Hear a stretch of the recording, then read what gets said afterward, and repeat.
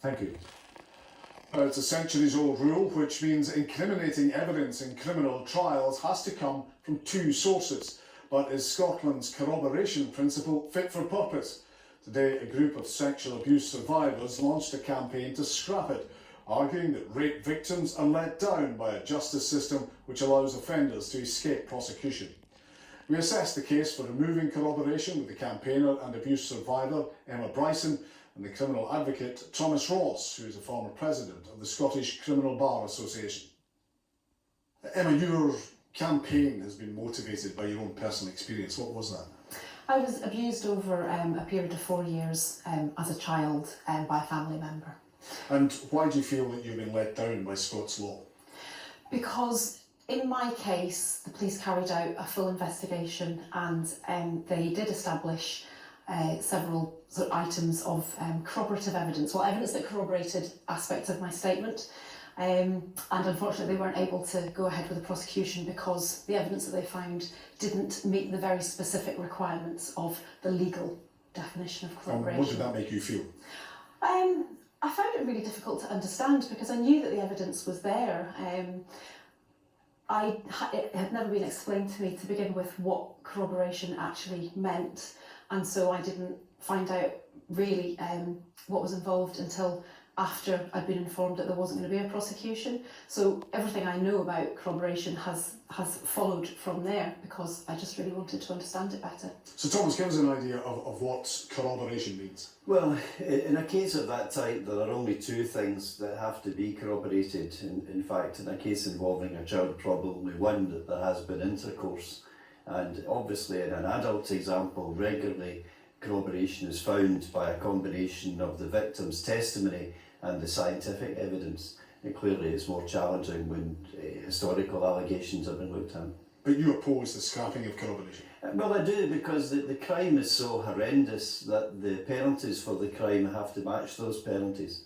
And clearly, if people are to be exposed to 8 years imprisonment, a lifetime on the sex offenders register, the loss of employment, the loss of contact with children, then we need to be fairly sure that they're guilty. And obviously the requirement for corroboration provides some form of safeguard. But that's only the case in Scotland. Scotland's fairly unique in that. It's unique in the sense that we call it corroboration, but in England, for example, the judge would have the power to withdraw the case from the jury in the event that the evidence was not, in his or her view, sufficient to allow it to go to that stage, which is not a power which the Scottish judges have, so it's different. Would you be sympathetic to Emma's point of view, though? Well, I'm very sympathetic to her point of view. Clearly, she feels as if she's been let down, but we are talking about litigation, and people will be disappointed in the outcomes of litigation. And Emma, can you understand the concerns that the lack of corroboration might lead to unsafe convictions? Absolutely I do, and I'm not suggesting for a moment that a prosecution could go ahead on the basis of no evidence. It does work differently in England in that there isn't that specific requirement of corroboration, but evidence is still required, which it would be in Scotland if corroboration were scrapped. So those checks and balances would still be in place. There would still have to be a police investigation. It would be a matter for the Procurator Fiscal to make a decision about whether they were going to go ahead with the prosecution or not, and ultimately it would come before judges and juries to make decisions. So I'm not suggesting for a moment that all of that be removed. That there would still be a due process to go through that would guard against, I believe, false allegations. And are we really talking here, Tommy, about quantity of evidence over quality of evidence? Quantity, yes. Quality of evidence is purely a matter for the jury, but unless there is sufficient evidence in the sense that there are at least two sources of evidence on the material facts, the case doesn't get so far as the jury. So, yes.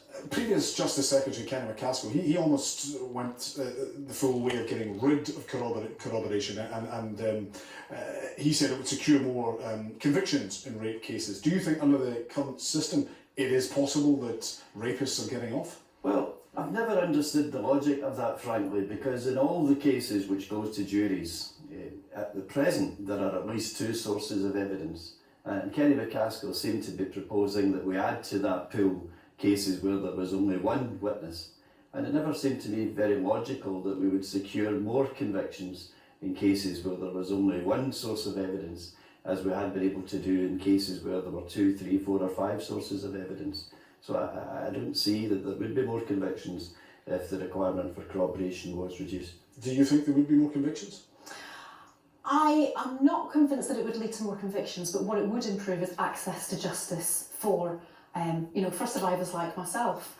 And I think that you're talking about evidence of material facts. This is really, really hard to come by in rape cases. A lot of victims of rape will not immediately go straight to the police. Things like forensic evidence can be really difficult to come by when it's been a matter of, well, certainly in my case, years, but even if it's, you're talking days or weeks before anybody comes forward, that forensic evidence just isn't available. The likelihood of there being a witness in a rape case is also highly unlikely. So all of these factors combine to make it extremely difficult for people like me to get anywhere near a court. And I fully accepted when I started this process that there was no guarantee that if it got to court that he would ever be found guilty.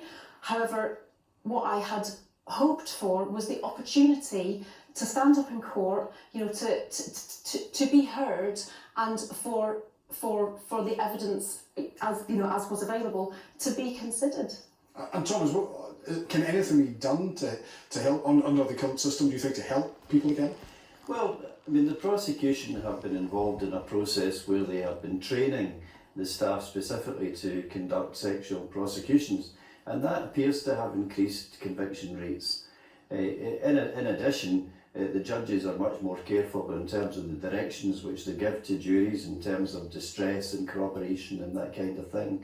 And I suspect that the conviction rate will rise because we have better prosecutors, we have more access to scientific evidence. So I expect that in natural circumstances the conviction rate will rise.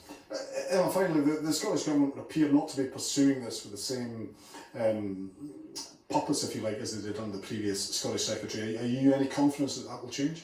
I am actually. I'm optimistic that it will change. I know that there is, jury research is being undertaken at the moment. I know when this was all up for discussion a few years ago that a lot of concerns were raised about what would happen if you removed corroboration, which is why a lot of the jury research that's being undertaken and some of the reforms that have already been put in place in terms of jury direction, this kind of thing, are already going ahead. So I really believe it's only a matter of time before corroboration is reviewed.